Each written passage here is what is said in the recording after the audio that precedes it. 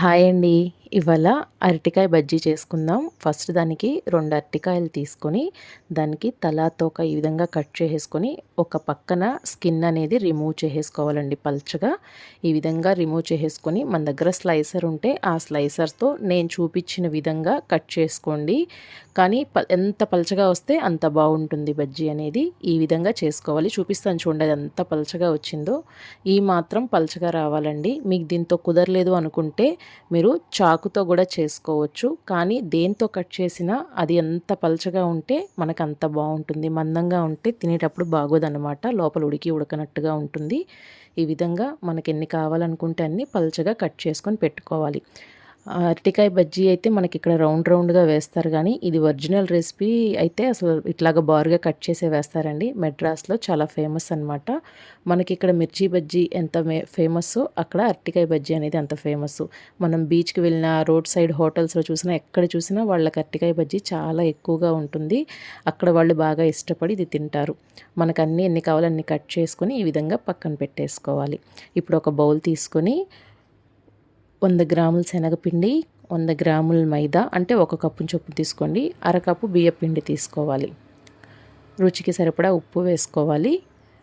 కొంచెం ఇంగువ, అదేవిధంగా తినే సోడా 1 పావు స్పూన్ వేసుకోవాలండి. మన దగ్గర ఇడ్లీ పిండి కానీ దోశ పిండి కానీ ఉంటే 2 స్పూన్స్ వేసి కలుపుకోవాలి.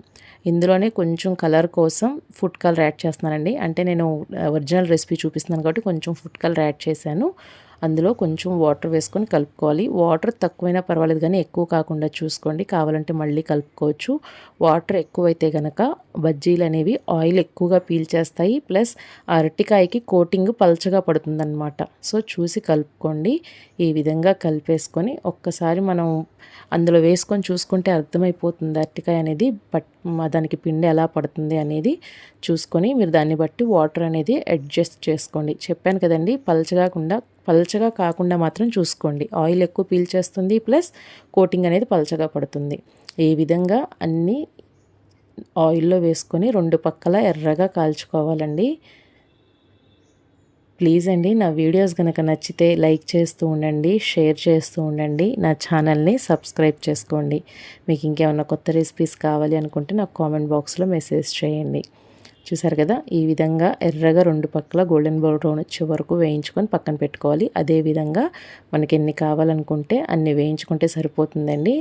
చెప్పాను కదండి, ఇది ఒరిజినల్ రెసిపీ అనే చెప్పాలి. ఎందుకంటే మెడ్రాస్లో పెద్ద పెద్ద హోటల్స్లో కూడా ఈ విధంగానే చేస్తారనమాట. మీకు నచ్చితే తప్పకుండా ట్రై చేయండి. Thanks for watching. Thank you.